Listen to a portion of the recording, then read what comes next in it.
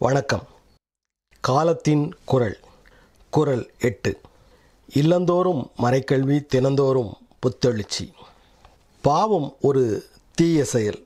அது தனி ஆட்களையும் சமூகத்தையும் பாதிக்கிறது.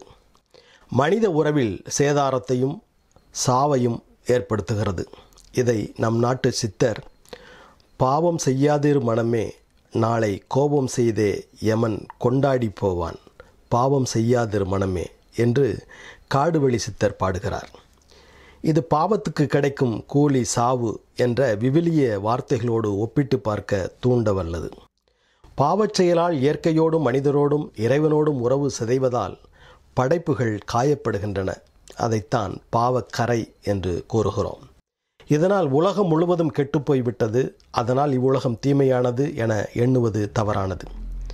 ஏனெனில் கடவுளின் உடனிருப்பும் பராமரிப்பும் இடைவிடாது தொடர்வதால் இவ்வுலகில் இறையாட்சி தொடர்கிறது. ஆகவே இவ்வுலகத்தையும் அதில் இருப்பவை அனைத்தையும் ஒட்டுமொத்தமாக தீமைகள் நிறைந்தவை என நிராகரிக்க முடியாது. அன்பே உருவான பரம்பொருள் இப்பூமியையும் மனிதர்களையும் அன்பு செய்து கொண்டே இருப்பதால் மனிதர்கள் இவ்வுலக வாழ்க்கையை வெறுக்காமல் அதை மேம்படுத்த முயல வேண்டும். குறிப்பாக நமது உடலை இறைவன் கொடுத்த கொடையாக மதித்து ஒப்புரவுடன் கூடி வாழ வேண்டும். அதுவே மண்ணிலே விண்ணை கட்டி எழுப்பும் முதல் படியாகும். மறைநூல் அறிஞருள் ஒருவர் இயேசுவை அணுகி வந்து, அனைத்திலும் முதன்மையான கட்டளை எது என்று கேட்டார். அதற்கு இயேசு, இஸ்ராயேலே கேள், நம் ஆண்டவராகிய கடவுள் ஒருவரே ஆண்டவர். உன் முழு இதயத்தோடும் முழு உள்ளத்தோடும் முழு மனத்தோடும் முழு ஆற்றலோடும் உன் ஆண்டவராகிய கடவுளிடம் அன்பு கூர்வாயாக என்பது முதன்மையான கட்டளை. உன் மீது நீ அன்பு கூறுவது போல் உனக்கு அடுத்திருப்பவர் மீதும் அன்பு கூர்வாயாக என்பது இரண்டாவது கட்டளை. இவற்றை விட மேலான கட்டளை வேறு எதுவும் இல்லை என்றார் இயேசு. இயேசுவின் பார்வையில் பாவம் என்றால் அன்பு செய்ய தவறுவதே என்பதை மிக தெளிவாக புரிந்து கொள்ளலாம். இதன் பின்னணியில் நாம் வாழும் உலகை பற்றி ஆழ்ந்து சிந்திக்கும்போது மனிதன் வளமாக நலமாக வாழ்வதற்கு தேவையான நீர், நிலம், நெருப்பு, காற்று, வெற்று வெளி ஆகிய ஐம்பூதங்களையும் கடவுள் படைத்து அவை நல்லதென கண்டு மனிதர்களுடைய பயன்பாட்டிற்காக கொடுத்துள்ளார். ஆனால் தற்போது வளர்ந்து வரும் சிறார்க்கு எத்தகைய ஓர் உலகை விட்டு செல்லப் போகிறோம் என்று திருத்தந்தை பிரான்சிஸ் அவர்கள் எழுப்பியுள்ள கேள்வி நம்முடைய கிறித்தவ வாழ்வை ஆய்வு செய்து பார்க்க அழைப்பு விடுக்கிறது. இப்பூமியின் ஆபத்தான நிலையை குறித்து அறிவியலாளர்கள் எச்சரித்திருப்பதையும் நினைவில் கொண்டு நம் பொதுவான இல்லமாகிய இப்பூமியின் உண்மையான நிலையை ஆய்ந்து அறிந்து அதை அன்பு செய்யாவிடில் நாம் பாவம் செய்கிறோம். திருத்தந்தை பிரான்சிஸ் அவர்கள் நாம் படைப்புக்கு எதிராக செய்யும் பாவத்தை மனத்தாழ்ச்சியோடு ஏற்றுக்கொள்ள வேண்டும் என்கிறார். நாம் வாழும் பூமியில் ஏற்பட்டிருக்கும் பருவநிலை மாற்றம் மற்றும் பூமி வெப்பமாதல் ஆகியவற்றால் பூமிக்கும் அதில் வாழும் உயிரினங்களுக்கும் மனித குலத்திற்கும் ஏற்பட்டிருக்கும் பேராபத்துகளை இறைவா உமக்கு புகழ் என்ற சுற்றுமடலின் முன்னுரையில் ஒரு நீண்ட பட்டியலிட்டிருக்கிறார். இந்த பேராபத்தானது மனிதர்களின் சுயநலத்தினால் பாவத்தால் ஏற்பட்டவையாகும். பஞ்சபூதங்களின் ஒருங்கிணைந்த இயக்கத்தையே சீர்குலைப்பதாகும். இதனால் பூமியிலுள்ள நீர்நிலைகள், ஆற்றுப்படுகைகள் மாசுபடுத்தப்பட்டுள்ளன.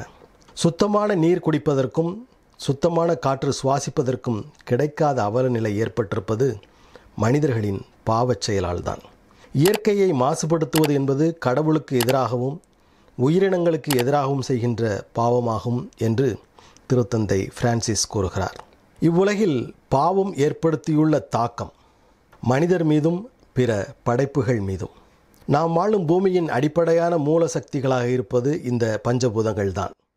இந்த இம்மூலக்கூறுகள் மனித உடலிலும் உள்ளன.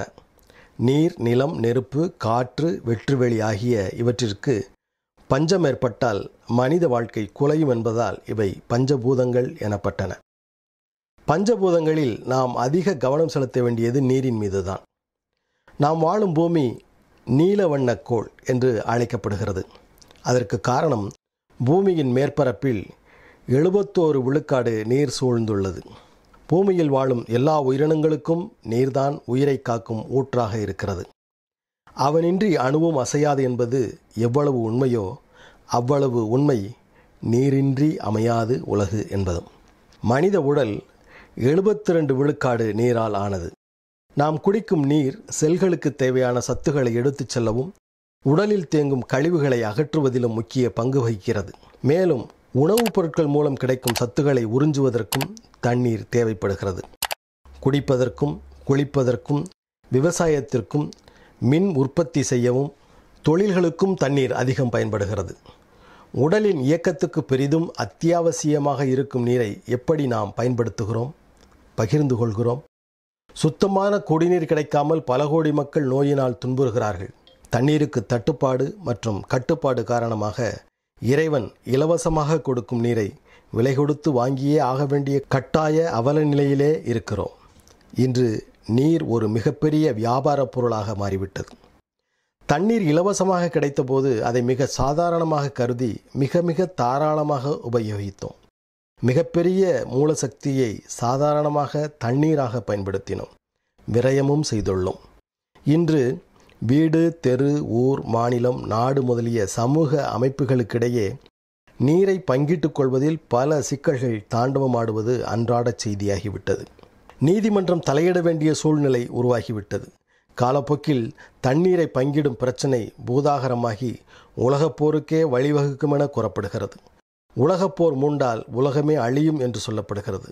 அதற்கு அடிப்படை காரணம் தண்ணீர் பற்றாக்குறை அல்ல, கடவுள் இலவசமாக பொழியும் தண்ணீர் என்ற கொடையை அன்புடன் பகிர்ந்து கொள்ள மனமில்லாத தன்னலமை.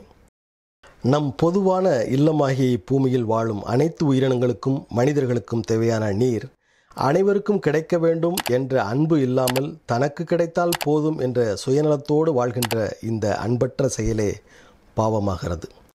இயற்கை வழங்கும் சக்திகளை பொறுப்பற்ற தனமாக பயன்படுத்துவது, விரயமாக்குவது பாவமாகும்.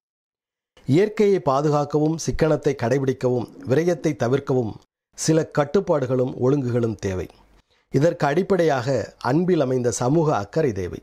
பொறுப்புடைமையும் பகிர்தலுக்கான தாராள மனதும் அனைவருக்கும் அனைத்தும் கிடைக்கக்கூடிய தொழில்நுட்பமும் தேவை. அதற்கான வசதிகளும் வாய்ப்புகளும் இன்று இருந்தாலும் பலருக்கு கிடைப்பதில்லை. காரணம் வியாபாரமாக மாறிவிட்ட வாழ்க்கை முறை. தொழில்நுட்ப வளர்ச்சியால் நாம் இன்னும் பல பொருட்களை எளிதாக வாங்க முடிகிறது. இவைகளை உற்பத்தி செய்யவும் தயாரிக்கவும் தண்ணீர் பெருமளவில் செலவு செய்யப்படுகிறது. எடுத்துக்காட்டாக காகிதத்தை குறிப்பிடலாம். காகிதத்தை கட்டுப்பாடின்றி பயன்படுத்தி விரயம் செய்யும் போது அதை தயாரிக்கும் போது உபயோகித்த பெருமளவு நீரை வீணாக்குகிறோம்.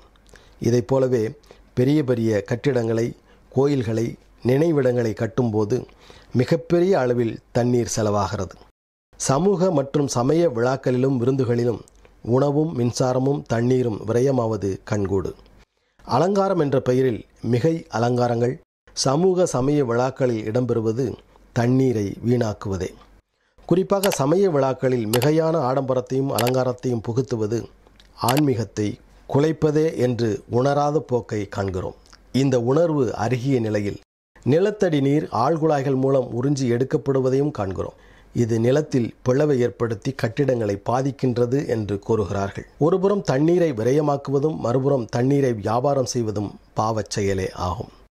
நாம் வாழும் பூமியில் ஏற்பட்டிருக்கும் பருவநிலை மாற்றம் மற்றும் பூமி வெப்பமாதல் என்பது பூமிக்கும் அதில் வாழும் உயிரினங்களுக்கும் மனிதகுலத்திற்கும் ஏற்பட்டிருக்கும் பேராபத்தானது பாவத்தின் சம்பளமாகும்.